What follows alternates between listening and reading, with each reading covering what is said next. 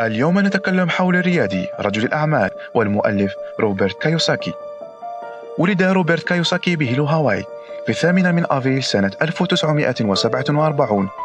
هو مؤلف كتاب الأب الغني والأب الفقير، حيث بيع منه 26 مليون نسخة، وبذلك أصبح أفضل مؤلف من حيث بيع المؤلفات لكل الأوقات. عرف بانتقاده اللاذع للنظام المالي العالمي وبنصائحه القيمة للمستثمرين الجدد. أول مقالة له نشرت عام 1991 وحققت رواجا كبيرا، وكانت بعنوان إذا أردت أن تصبح غنيا وسعيدا لا تذهب للمدرسة. ألف أكثر من 26 كتابا ترجم إلى 51 لغة في أنحاء العالم في مجال الألعاب، البرامج، وكذلك العقار والنفط وأكثر من ذلك. ابقوا معنا. My success comes from spirituality, not finance. And what happened was when my wife and I started Rich Dad back in 1996, actually, we left the spirituality out. And then the corporate types came in, the MBAs and the accountants and attorneys. We're just a bunch of married men who are kind of like Robin Hood and his gang. Are you Robin Hood? Taking from the rich and giving to the poor? No, I don't believe it. I don't believe in giving to the poor. But you're giving knowledge to the poor. Yes. That's a very big difference. You see, people say, well, why don't you give the poor money? So the only problem with that is it just creates more poor people. Give a man a fish, he fishes for the day, or eats for the day. Yeah, you give a man a fish, you get a lot of people who want more fish, but you teach them to fish.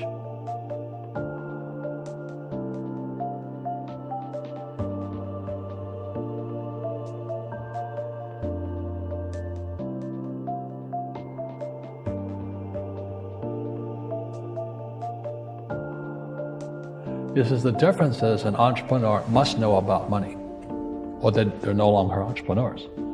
And it says an employee doesn't have to know anything about money. So my rich dad started teaching me about money on one condition. And that condition was he would never pay me. He says, the moment I pay you, you think like an employee. He says, that's the trap. Entrepreneurs work for free. The moment you accept the paycheck, your brain goes dead. You just got paid. He says, as long as you're hungry, you'll think.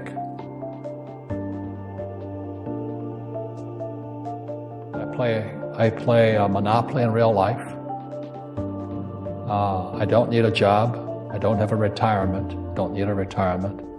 I don't want the government to take care of me. But I felt a social responsibility to teach. And that's what my rich dad did for me. Einstein said, imagination is more important than knowledge. But knowledge empowers imagination. And what most people lack is real business knowledge, like accounting, like debt, like taxes. You got to know that stuff, but they don't teach it in school to anybody. A fake teacher is somebody who just wants a job and they'll teach anything. But they really don't know what they're teaching. One of the things I suggest to people, you got to find a real teacher versus a fake teacher. And a fake teacher is somebody who doesn't do what they teach. And a real teacher is doing what they teach every day. So my accountants, my attorneys, they're in it every single day. That's how I learn, because every day I'm solving problems in my business. So I have accountants and attorneys and bankers and all these people on speed dial because I'm solving problems with my team.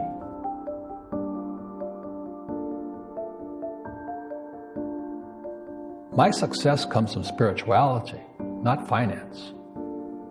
And what happened was when my wife and I started Rich Dad back in 1996, actually, we left the spirituality out.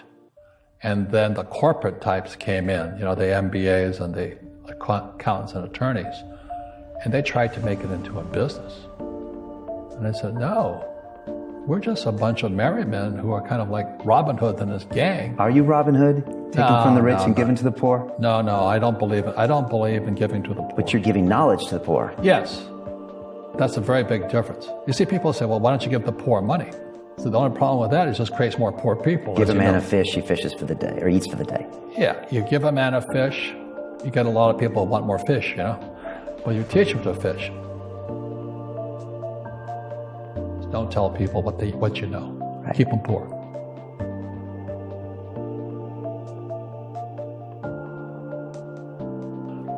But when they say I can't afford it or I can't do that, they go down. They become what they say. Poor people say I can't afford it, I can't do that, I don't have time. Because it's an escape. It's an escape. You know what I mean? It's easy to say I can't afford it. Oh, I'm too tired. Oh, I can't go to the gym. You know, when you could go to the gym, but no, I can't. Truth is, I'm just too lazy to go to the gym. The rich are greedy. It's the poor that are greedy. You know, if you think about it, because to be rich, you have to give something. You know, you have to. I have to produce books and games, and I purchase real estate, I provide housing, provide jobs and all that. That's why I'm rich. But greedy people produce nothing. If you're poor, you'll always be poor. That's really hard for people to understand. Yeah, the money will disappear that fast. Just like most pro athletes, you know, they make millions of dollars, and what 65% are bankrupt 5 years later. It's because they come from poor families. Now you tell them that, they get very angry at you. It's not, it's the rich fault. You know, it's you guys ripped me off and government ripped me off. But unfortunately, what Mr. Lipton was saying, it's passed down genetically. That's the frightening thing. So if you drop a stone in the water, the ripple always goes out this way. It's called precession. Ephemeralization is our ability to do more with less. So you look at our cell phone now, it has more horsepower than the Sperry computer 50 years ago. You know, that's doing more with less.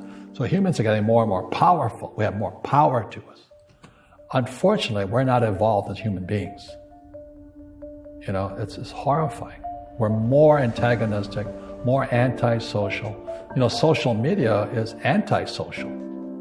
You know, I don't even get on the thing personally. You know, I'm very controlled at what we say, not like Trump, because it's so antisocial today. People are so antagonistic. That's the danger part. So the reason I'm speaking on spirituality, we got to evolve. You know, it means meditation, it means yoga, it means praying, it means going to church, whatever it takes. But you got to get back to calm and peace and meditation. One generalized principle is emergence through emergency. So when you look at the word emergency, the base word is emerge. And what Fuller says, the only way humans evolve is via emergency. You know, why do I have, you know, I have bad luck too. I've had financial crashes. I've had people stab me in the back, but they're all good because I grow from it. That's spirituality. You know, people who are afraid of making mistakes, like they teach in school, they don't ever grow. Because spirituality is there's good and there's bad, there's right and there's wrong, there's up and there's down. Most people only want to be right, they only want to be positive. Well, you can't have that, that's not reality. Don't make mistakes and don't ask for help. That's why the school system's actually fundamentally corrupt. It's anti-education. You know, the game of business is played with accountants, attorneys, bankers, hate to say it, politicians. You know, you got to know the game. So what I say to young people is, you find your game. So my game financially is business, number one. Second is real estate. And that's why I pay no taxes. That's why Trump pays no taxes. Legally, it is a combination of business and real estate that gives us an unfair advantage over employees because they don't know what to do. Well, the New York Times article is an employee mindset, and they have no financial education. Somebody said Kushner has a loophole called depreciation. I go, you idiot. It's illegal, it's not a loophole. Depreciation is what the government wants us to do.